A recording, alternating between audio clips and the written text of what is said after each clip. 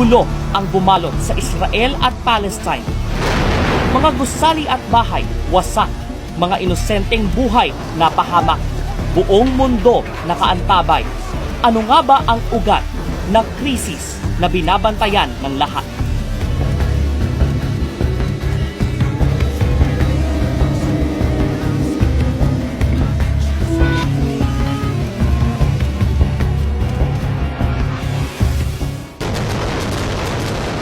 Nakailang ulit nang naggantihan ng dahas ang dalawang estado, pero ang gulong ito ang isa sa mga pinakamalala mula noong 2014. Ilang linggo ang nakalipas, panahon ng Ramadan, hinarangan ng mga sundalong Israeli ang lagusan sa Old City sa East Jerusalem.